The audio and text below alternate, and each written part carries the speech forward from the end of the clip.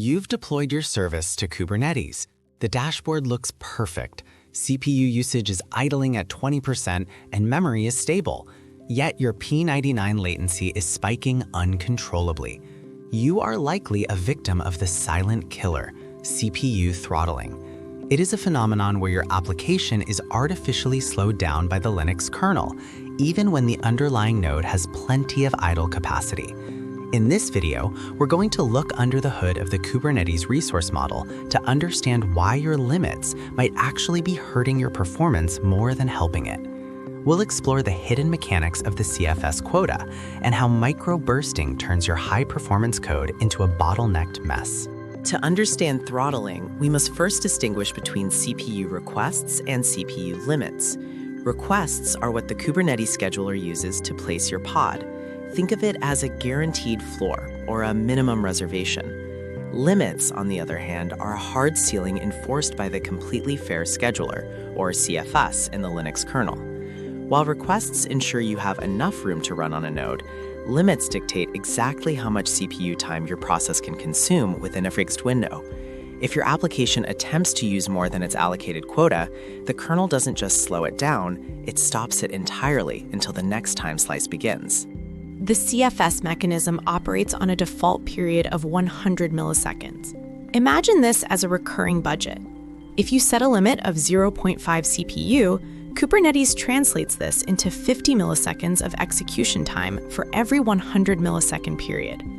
Once your threads have collectively used up those 50 milliseconds, they are descheduled. They sit idle, waiting for the next period to start. This is not a gradual slowdown, it is a hard stop. Even if the rest of the CPU cores on the machine are at 0% utilization, your process remains frozen because it has exhausted its specific quota for that interval. This is where microbursting creates a silent bottleneck. Modern applications are highly concurrent. Imagine a burst of incoming requests. Your application scales across multiple threads to handle them. If you have 4 threads, each working for 12 milliseconds, you've consumed 48 milliseconds of CPU time in just 12 milliseconds of wall clock time. If your limit was 50 milliseconds, you are now throttled for the remaining 88 milliseconds of that period. To your users, the app simply stopped responding for nearly a tenth of a second. This repeats every single period, creating huge spikes in tail latency that averages can never reveal. How do you detect this? Standard CPU utilization metrics are usually averaged over 1 minute, which completely hides these millisecond-level pauses. To see the truth, you must monitor a specific metric: container CPU CFS throttled seconds total. This is a cumulative counter that tracks exactly how much time your container spent waiting because it was throttled. If you see this counter increasing, your application is being choked.